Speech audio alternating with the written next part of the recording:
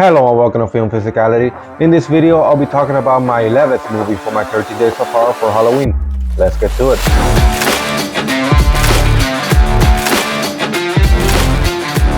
So the 11th movie I watched is Dead Silence.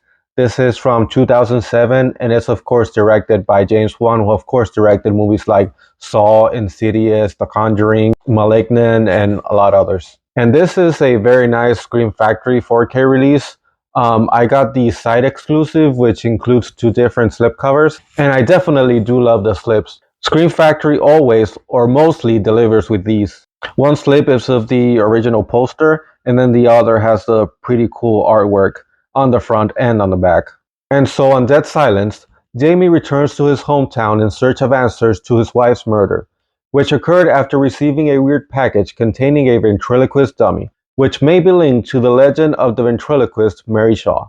Destined to find out the truth, Jamie goes to the town of Raven's Fair, where Shaw used to perform and is buried. But Jamie is in for far more than he expected. And so this is a movie that I watched a lot back in the day. This was way after movies like The Ring and Scream, so I was already definitely way into horror at this time. But I hadn't really watched it for a long time, and watching it again made me realize the amount of nostalgia that I had for this movie. So I mean, that already is probably gonna influence my opinion on the movie. But that being said, the doll is definitely very creepy. Fear is subjective, and dolls like this is something that is definitely a trigger for me. Well, both dolls and ghosts especially, I'm a sucker for, and this one, well, it has both. And I mean, with dolls, I mean, it's not like when the doll has a mind of its own, it's more like there's a demonic presence behind it, or kind of a ghostly presence, like in this case. And then the ghost of Mary Shaw definitely looks very creepy as well. The movie does have its flaws though. There are some unnecessary jump scares, with some of them feeling very cheap.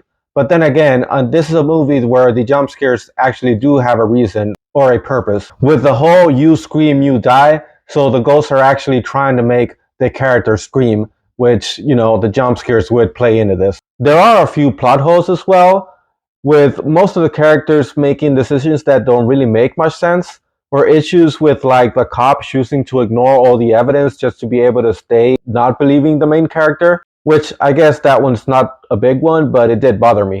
And then also a lot of the issues are centered around the cop as well, especially with the acting. Pretty much the acting from everyone leaves a lot to be desired, but the cop especially I found pretty annoying. I don't know, but yeah, it sucks that I remember the plot twist, which I think is a very good one. It did seem kind of predictable to me, but then again, I did remember it. I'd be curious to know if someone watching it for the first time now would consider it predictable as well. Although I did mention that I'm pretty biased with nostalgia, I am gonna say that this is a pretty good movie, at least in my opinion. The movie does come from the horror master that is James Wan, which he pretty much invented the more recent horror franchises like The Conjuring, Saw, Insidious, and this one I think is definitely his most underrated film. I gave this one a 3.5 out of 5 on Letterboxd. But yeah, that's my short review. I hope you enjoyed it. Let me know if you have watched this one, if you like it, if you don't. And let me know if you haven't seen it and if you're planning to watch it soon. And let me know what you think and if you thought it was predictable and how it holds up today. But yeah, thanks again for watching. Remember to subscribe to my channel, give me a like, comment down below, and yeah, I'll see you in the next one.